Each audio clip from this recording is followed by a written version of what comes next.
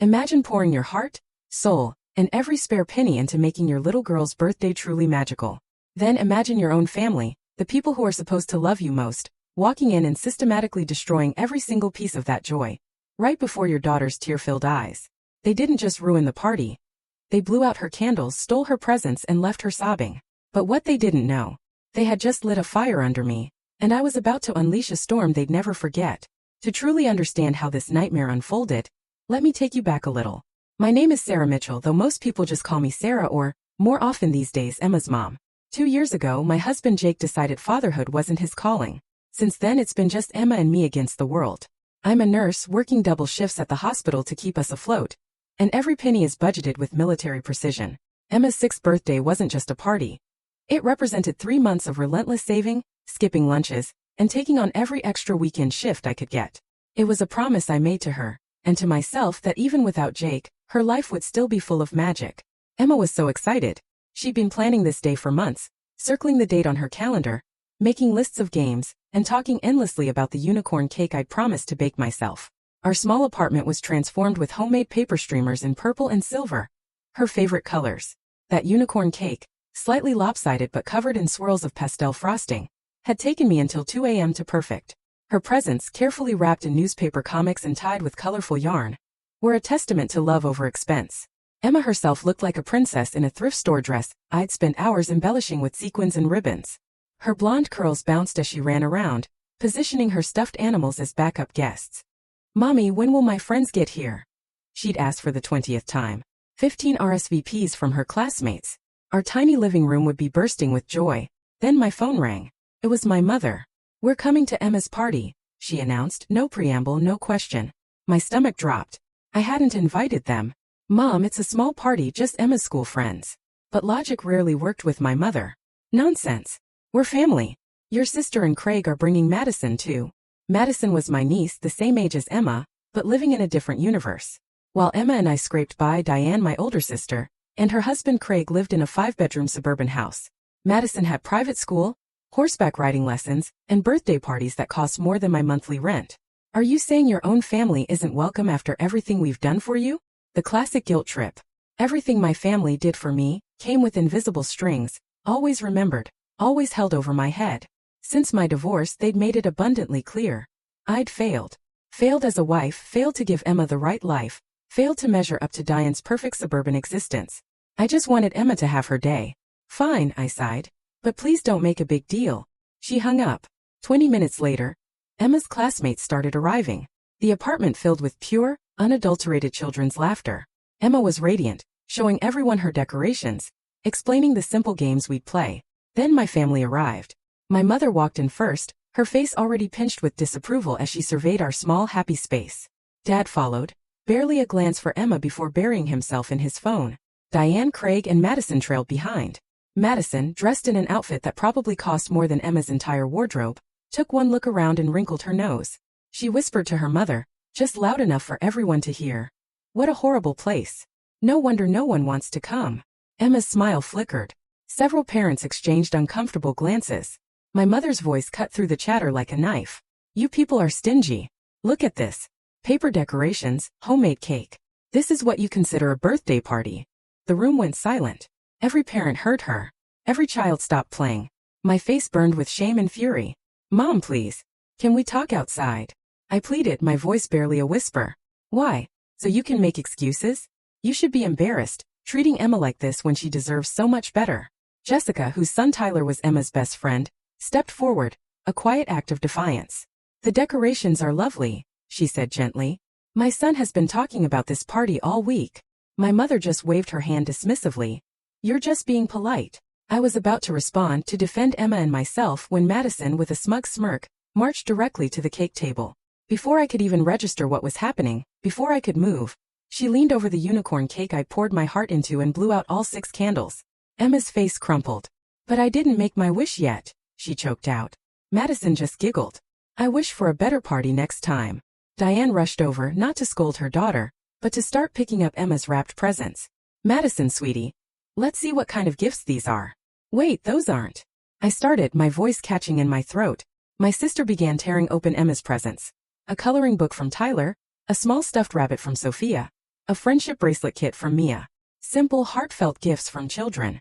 Oh, Madison, you have such nicer things than these at home, Diane said loudly, making sure everyone could hear. But maybe you can donate these to charity or something. Madison, without a flicker of remorse, gathered the opened gifts and their bags into her arms. Emma burst into tears. Those are mine. It's my birthday. I moved towards Madison, ready to snatch them back, but Diane blocked my path. Her voice was low but firm, chillingly cold. Don't say anything. Let her take what she wants. You're always so sensitive about everything. They're just things. Just things. They were Emma's birthday presents. My father, finally looking up from his phone, delivered the final blow. Some children just deserve better celebrations. Maybe this will teach you to do things properly next time, instead of this. He gestured around dismissively, his eyes full of contempt. This poverty display. Emma was sobbing uncontrollably now. Several of her friends looked scared, their parents already gathering them, clearly eager to escape the toxic scene. Thank you for coming, I managed to say loudly to the departing families, clutching onto a shred of dignity. Emma loved having you here. But the party was over. Within 10 minutes, every single one of Emma's classmates had left. The apartment felt cavernous and cold, despite the cheerful decorations still hanging on the walls. My family, however, showed no signs of leaving. My mother was eating a piece of Emma's cake, criticizing the frosting. Madison sat on our couch, playing with Emma's new stuffed rabbit. Dad was back to his phone, and Diane and Craig were discussing their upcoming Hawaiian vacation. Emma stood in the middle of the room, tears streaming, staring at the empty space where her joy had been. Something inside me snapped. I had spent years trying to maintain a relationship with them despite their constant criticism. I'd endured their comparisons between Emma and Madison, their not-so-subtle implications that my divorce made me a failure, their complete lack of support when I needed it most. But watching my daughter's heart break on her birthday, because of their cruelty, was the final irreversible crack. I walked over to Emma, took her small, trembling hand and grabbed my purse. Where are you going? Mom asked, a piece of cake halfway to her mouth. We just got here. I didn't answer. I just walked out of my own apartment, Emma beside me, leaving them sitting among the ruins of what should have been a beautiful day. We went to the park. I bought Emma ice cream from a vendor, and we sat on the swings while she cried, hiccuping into my shoulder. I held her, apologizing over and over, even though I knew sorry wasn't enough. Why did they do that, Mommy? She asked, her voice small. Because some people forget what's really important, baby. I told her, my voice thick with emotion. And I forgot to protect you from them. I'm so sorry. We stayed at the park until the sun began to set, the long shadows stretching across the playground. When we finally returned home, my family was gone. The apartment was a mess. They'd eaten most of the cake, leaving only a small, sad corner piece. Decorations had been torn down and left in a pile. Juice had been spilled on the carpet and not cleaned up. My phone buzzed. A text from Dad. Payment tomorrow, right? I stared at the message in confusion, then remembered. 8 months ago, I borrowed money from my parents for a security deposit when our landlord increased the rent. I'd been making payments every month without fail. Tomorrow was my next $300 payment. $300 that had taken extra shifts and skipped meals to save. $300 for people who had just destroyed my daughter's birthday. I typed back, my fingers flying with a fierce, quiet resolve. Not my problem. Then I blocked all of their numbers. Emma fell asleep that night clutching the small piece of cake I'd saved for her, her eyes red and puffy. I lay awake planning. Years of nursing had taught me to think strategically, to prepare for emergencies, and to document everything carefully. My family had no idea what they'd done by pushing me too far. The next morning I made a list. My parents had always bragged about how Dad paid as little in taxes as possible through various creative deductions. Mom had mentioned multiple times that they claimed things they shouldn't. I'd never paid much attention before, but I'd absorbed details. I knew Dad claimed his home office despite doing no actual work from home. I knew Mom had a side business she'd never properly registered. I knew they'd recently made improvements to their house and claimed them as medical expenses somehow. I composed an email to the IRS, carefully detailing what I knew, suggesting they might want to look into my parents' tax returns for the past 5 years. I attached dates and specific conversations I could remember. I didn't make accusations I couldn't support, but I provided enough information to raise serious questions. Then I turned my attention to Diane and Craig.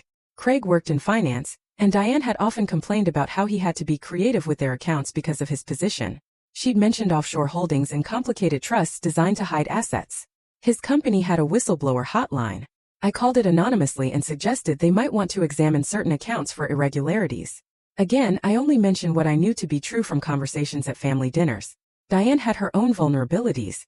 Her lifestyle blog had sponsors, but I knew she never disclosed the free products and payments she received. Influencer income disclosure was something the FTC took seriously. I filed a detailed complaint with screenshots of her posts showing undisclosed sponsorships dating back 2 years. By the way, if you're still with me, still reeling from all this, don't forget to subscribe. More stories of standing up for what's right are on the way. But I wasn't done. Madison's private school had a tuition assistance program funded by donations. Diane and Craig paid full tuition, but had recently been bragging about how they'd figured out how to get Madison into the school's gifted program, which came with special resources and reduced fees, by fudging her address to a different district with different criteria. I sent an anonymous email to the school administration with details about the address discrepancy. Finally, I contacted a lawyer about the money I'd borrowed from my parents. I'd been making regular payments, all documented through bank transfers. The lawyer reviewed everything and explained that while the loan was valid, my parents would need to take me to small claims court to enforce any specific payment schedule, which would cost them more in legal fees than what I still owed. He helped me draft a letter explaining I'd continue payments on my own timeline, which was perfectly legal without a formal written contract specifying due dates. I sent one final message from a temporary email account before blocking even that avenue. The payment schedule has changed. You'll receive what you're legally entitled to, which is nothing beyond what's already been paid. Consider it a donation to your character development fund. You need it more than I do. Then I waited. The first crack appeared 3 days later. Jessica, Tyler's mom, called me. Sarah, she said, her voice gentle, I wanted you to know that Tyler keeps asking about Emma. He's been really upset about how the party ended. Would Emma like to come to our house for a playdate? We can do a little birthday celebration, just the kids. I almost cried right there. That would be wonderful, Jessica. Thank you. Those people, Jessica asked carefully, were they your family? Biologically, yes. But family is supposed to love and protect you, and they've never done either. The playdate was magical. Emma played with Tyler and 2 other classmates Jessica had invited. They brought small presents and Jessica had made cupcakes. Emma blew out the candles and made her wish, surrounded by people who genuinely cared about her. 2 weeks after Emma's ruined party, my phone rang from an unknown number. Against my better judgment, I answered. It was Diane calling from a friend's phone. She was screaming before I even said hello. What did you do? The school is investigating us. Craig's company has auditors going through everything. Mom and Dad got a letter from the IRS. This is all happening because of you, isn't it? I took a deep breath. I have no idea what you're talking about, I said, my voice eerily calm, a stark contrast to her hysteria. You vindictive witch. After everything we've done for you. You mean after you stole my 6-year-old daughter's birthday presents? After you humiliated her in front of her friends? After you spent years treating us like we're less than human because I don't have as much money as you? It was just a party. You're destroying our lives over a stupid party. No, Diane, I corrected, my voice firm. I'm not destroying anything. Your own actions are catching up with you. If you have nothing to hide, I'm sure all these investigations will clear you completely. Mom and Dad are talking about having to sell their house. Craig might lose his job. Madison is being expelled. She wailed. That sounds difficult, I replied, a cold satisfaction creeping in. I hope you have family to support you through it. Oh wait. You're the ones who destroyed those relationships by being cruel to a child on her birthday. We'll sue you for what? She shrieked. Filing legitimate complaints with appropriate authorities? Reporting suspected fraud and tax evasion? That's called being a responsible citizen. But please go ahead and sue me. I'm sure the judge would love to hear about how Madison blew out Emma's candles and stole her presents. Diane hung up, but not before I heard her sobbing. I felt a twinge of guilt that lasted approximately 5 seconds before I remembered Emma's face, as she watched her birthday presents being taken away. My mother tried next, showing up at my apartment a week later. I didn't let her in. You've ruined us, she hissed through the door. Your father might go to jail. How can you do this to your own parents? How could you do what you did to your own granddaughter? I countered, my voice steady. It was just some birthday drama. You're blowing this out of proportion. Just like you blew out Emma's candles? Or was that Madison? I lose track of all the ways you disrespected my daughter. We made a mistake. Okay, we're sorry. Is that what you want to hear? Too late, I said, my voice hardening. You don't apologize to Emma because you're sorry. You apologize because you're facing consequences. There's a difference. Please, she pleaded. They're talking about criminal charges. Your father could lose everything. Then he should have paid his taxes honestly. That's not my fault, and it's certainly not Emma's fault. What about family loyalty? I laughed. A bitter, hollow sound. You want to lecture me about family loyalty? Where was your loyalty when Emma was crying? Where was your loyalty every time you compared her to Madison and found her wanting? Where was your loyalty when you called me a failure for getting divorced, as if I chose to be abandoned? Mom said nothing. Here's what's going to happen, I continued, my voice unwavering. You're going to leave us alone. No calls, no visits, no attempts at contact. Emma and I are done with all of you. If you cooperate with whatever investigations are happening, maybe things won't be as bad as you fear. But that's not my concern anymore. You can't keep Emma from us. We have grandparents' rights. Try it, I challenged. I have multiple witnesses to what happened at that party, including several parents who would be happy to testify about how you treated a 6-year-old child. Do you really want a judge hearing about that? She left without another word. The fallout continued for months. I heard through mutual acquaintances that my parents did face significant tax penalties and had to sell their house, downsizing dramatically. Dad avoided jail, but was on probation and had to pay substantial back taxes plus fines. These things took nearly a year to fully materialize, as the IRS moves at its typically glacial pace. But the audit notice alone had sent my parents into a panic within the first few months. Craig lost his position at the finance company after the internal investigation revealed irregularities in client accounts he'd managed. The corporate investigation moved faster than the IRS, wrapping up within 6 months. He wasn't charged criminally, but his career in finance was effectively over. They had to sell their suburban mansion and move into a rental house half the size. Madison's expulsion from private school took the better part of the school year. The administration investigated thoroughly, discovered the address fraud was real, and by spring had asked the family to withdraw Madison's enrollment. Diane lost her sponsorships when the FTC investigation became public. Though the actual penalties wouldn't be finalized for months, her blog never recovered. I felt satisfaction, sure, but mostly I just felt relieved that they were out of our lives. The months between Emma's 6th and 7th birthdays weren't easy, but they were transformative in ways I never expected. Work became both my sanctuary and my battleground. I volunteered for every difficult shift, every holiday, every weekend that other nurses wanted off. Partly because I needed the money, but mostly because staying busy kept me from second-guessing my decisions.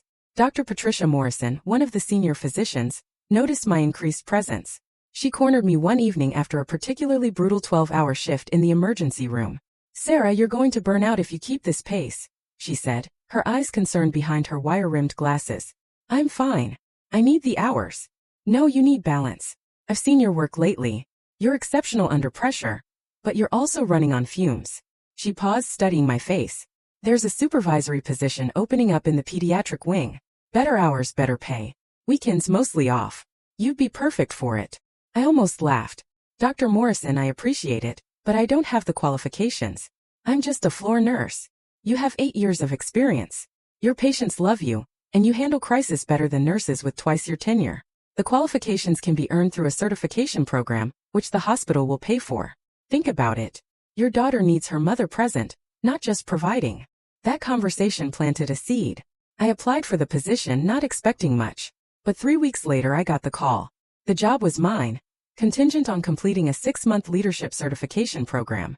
The pay increase was modest but enough to make a real difference. More importantly, the schedule would let me be home when Emma got off school. The certification classes were held 2 evenings a week. Jessica offered to watch Emma those nights, refusing any payment. "You're doing something amazing for yourself and Emma," she'd said. "Let your friends help, Sarah." The word friends still felt foreign when applied to people outside blood relations, but I was learning to accept it. During those months I also started seeing a therapist. Dr. Chan was a no-nonsense woman in her 50s who'd seen everything. Our first session, I spent 20 minutes justifying why I'd reported my family to various authorities. "Why do you feel you need to justify protecting your child?" she asked, her gaze unwavering. The question stopped me cold. "Because they're my parents, my sister. There's supposed to be loyalty. Loyalty is earned, Sarah. It's not a birthright. Tell me, if a stranger had done to Emma what your family did, would you feel guilty about reporting them?" "Of course not." "Then why does sharing DNA make cruelty more acceptable?" I couldn't answer that. Over the following sessions, Dr. Chan helped me understand the years of conditioning that had taught me to accept emotional abuse as normal family dynamics. She helped me see that my mother's guilt trips were manipulation, that my father's dismissiveness was emotional neglect, and that my sister's competitiveness was toxic rather than typical sibling rivalry. "You didn't just protect Emma that day," Dr. Chan said during one session. "You also protected the little girl you used to be. The one who learned that her feelings didn't matter as much as keeping peace." Emma, meanwhile, was processing everything in her own way. She started drawing more, filling notebooks with pictures of families, Sometimes the families were animals, sometimes they were people, but they were always small groups. Never more than 3 or 4 figures. One evening, I found her crying over a drawing of 3 people holding hands.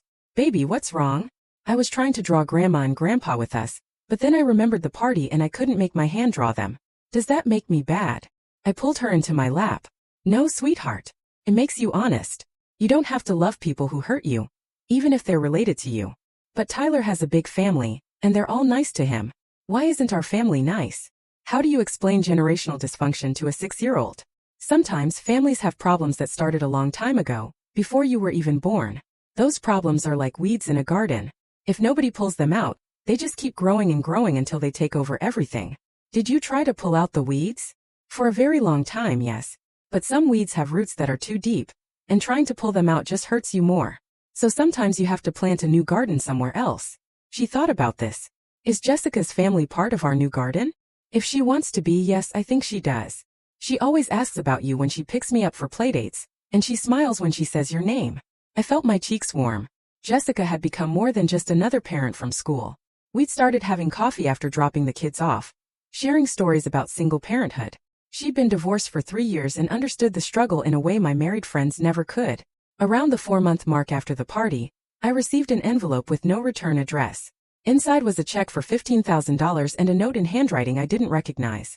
For Emma's future. From someone who wishes they'd been braver like you. I stared at it for a full minute before calling the bank to verify it wasn't fraudulent.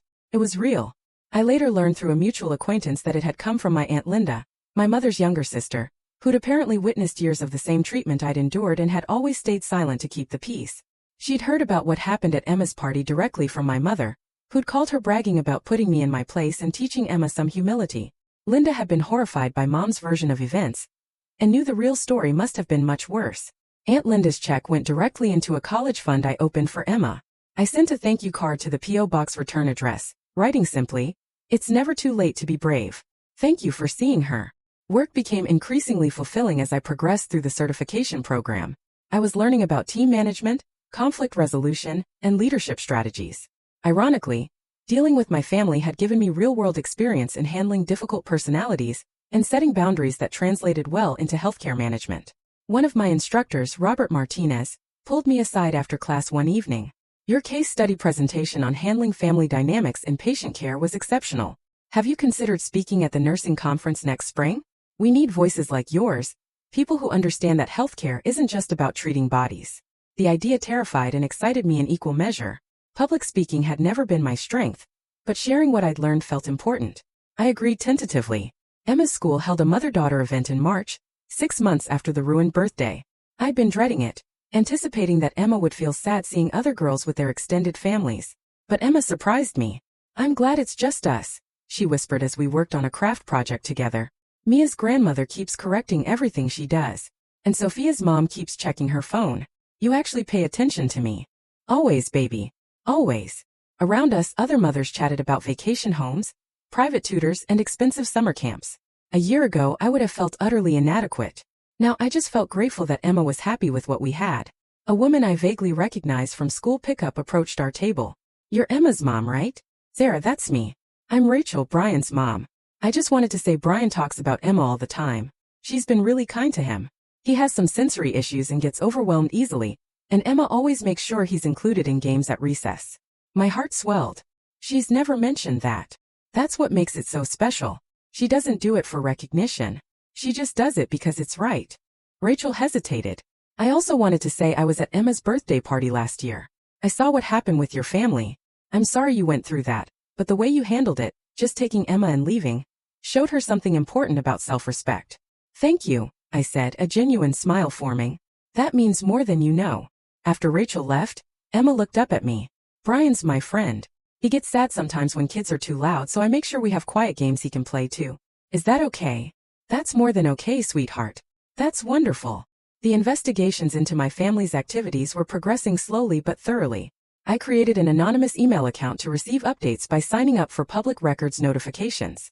The IRS moves at its own pace, but when they move, they're thorough. I learned that Dad's audit had expanded to include 3 previous years beyond what I'd initially reported, suggesting they found additional irregularities. Craig's situation became somewhat public when his former employer issued a statement about addressing internal compliance issues and cooperating with regulatory authorities. Reading between the lines of the corporate speak, he was being hung out to dry while the company protected itself. Diane's blog had gone dark entirely. Her Instagram, which once showcased her perfect life, was now private with a fraction of her previous followers. The influencer community had turned on her quickly once the FTC violations became known. Apparently, undisclosed sponsorships were an open secret many influencers ignored, but getting officially caught made her toxic by association. Madison's expulsion from private school had been harder to track, but a friend of a friend confirmed it had happened. They'd enrolled her in public school, where she was apparently struggling with the adjustment. Part of me felt bad for Madison. She was just a kid who'd been taught terrible values by her parents. But I also remembered Emma's face, and my sympathy had limits. I received a text one evening from a number I didn't recognize. "This is Aunt Linda.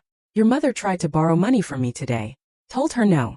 Wanted you to know she's still not taking responsibility. Just looking for people to bail her out. Stay strong." I saved the message. It was validation that I'd made the right choice. The certification program concluded in late fall with a final project presentation. I chose to present on creating supportive work environments in high-stress healthcare settings, drawing heavily on my experience with boundary setting and recognizing toxic dynamics. My instructors praised it.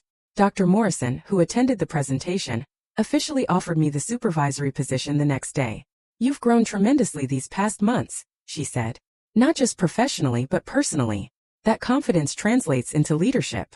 The new position started in December, just in time for the holidays. Better hours meant I could volunteer for field trips at Emma's school, something I'd rarely been able to do before. "Yes, baby. I really am. Are you?" She considered this seriously, as she did most questions. "I think so. I miss having a big family sometimes, like at Thanksgiving when it's just us. But then I remember how they made me feel, and I'd rather have just us. We could start new traditions. Maybe invite Jessica and Tyler for Thanksgiving." Her face lit up. "Really? Can we?" "I'll ask her." Jessica said yes immediately. I was dreading another holiday with just the two of us trying to pretend we're not lonely. This would be perfect. Our Thanksgiving was small but genuine. Jessica brought sweet potatoes and stuffing. I made a modest turkey and pie. The kids played games while we cooked. And when we sat down to eat, Emma asked if we could go around the table and say what we were thankful for. Tyler went first. "I'm thankful for Emma because she's my best friend and she shares her snacks." Emma beamed. "I'm thankful for Mommy because she protects me and makes good pancakes." Jessica's eyes were suspiciously bright. "I'm thankful for Sarah's courage in showing me that it's okay to choose who you call family." When it was my turn, I looked at the three faces around my small table. "I'm thankful that we found each other. And I'm thankful I finally learned that family isn't about who you're born to. It's about who shows up." Later, after Tyler and Jessica had left, Emma cuddled next to me on the couch. "This was my favorite Thanksgiving ever." "Mine too, baby." As we sat there, I thought about the year we'd had. The devastation of that birthday party had cracked open my world. But through those cracks, light had come in. I'd found my strength, my voice, and my boundaries.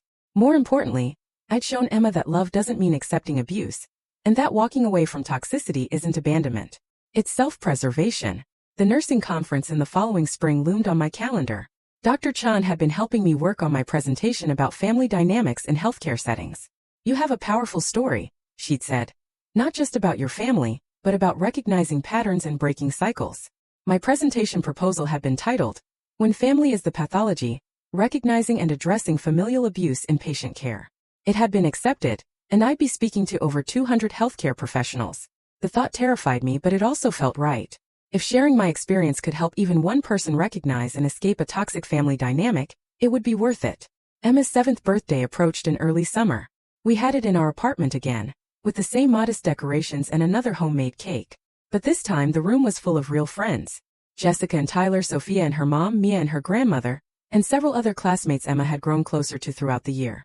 No one criticized the paper streamers or the homemade dessert. The kids played games and laughed. And when Emma blew out her candles, she did it surrounded by people who loved her.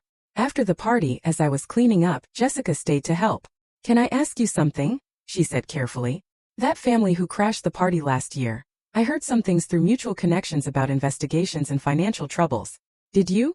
Did I report suspected fraud and tax evasion to appropriate authorities? Yes. Did I file legitimate complaints about undisclosed influencer income and enrollment fraud? Also yes. Did I do anything illegal or unethical? No." Jessica smiled. "Good for you. Honestly, good for you. What they did to Emma was unforgivable. The thing is, I said, pausing in my wiping down of the counter. I spent so many years thinking family meant I had to accept whatever treatment they dished out. That blood relation meant I owed them loyalty even when they showed me none. It took watching them hurt my daughter to finally understand that family isn't just about DNA. It's about who shows up. Jessica nodded. Who protects you? Who celebrates with you? Exactly. 6 months later I received a letter. It was long, full of self-pity and attempts at manipulation. But buried in the middle was one paragraph that caught my attention. Madison has been having nightmares about her birthday party. She keeps dreaming that someone takes all her presents away and everyone laughs at her. Diane thinks she's finally understanding what she did to Emma. Maybe there's a lesson in that for all of us, though it's a cruel way to teach it. I didn't respond to the letter, but I did keep that paragraph. Sometimes consequences teach better than forgiveness ever could. Emma just turned 7. She's thriving in school, has genuine friends, and hasn't asked about her grandmother, grandfather, aunt, uncle, or cousin in months. When she does mention them, it's in past tense, like characters from a story she once heard. We're doing fine financially. I got promoted at the hospital, and while we're not wealthy by any means, we're stable and happy. Emma understands the value of things now, not their price. She knows that love isn't measured in designer clothes or expensive parties. Sometimes people ask if I regret what I did, if I think I went too far. My answer is always the same. I reported illegal activity to the appropriate authorities. If there had been nothing wrong, the investigations would have found nothing.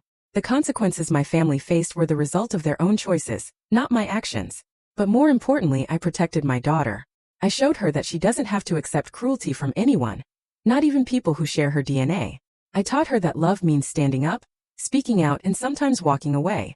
The real revenge wasn't the investigations or the financial troubles, or the public embarrassment my family endured.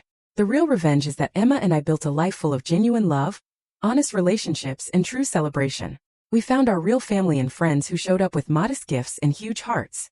Last week, Emma brought me a drawing she'd made at school. It showed 2 stick figures holding hands under a rainbow. That's us, Mommy. Just us. And that's perfect. She's right. It is perfect. Not because we have everything we want, but because we have everything we need: each other and people who truly care about us. My family wanted to teach Emma that she wasn't good enough, that our life wasn't good enough, that only money and status mattered. Instead, they taught her the most valuable lesson of all. That people who truly love you show up, they lift you up, and they would never dream of blowing out your candles. Everything else is just noise.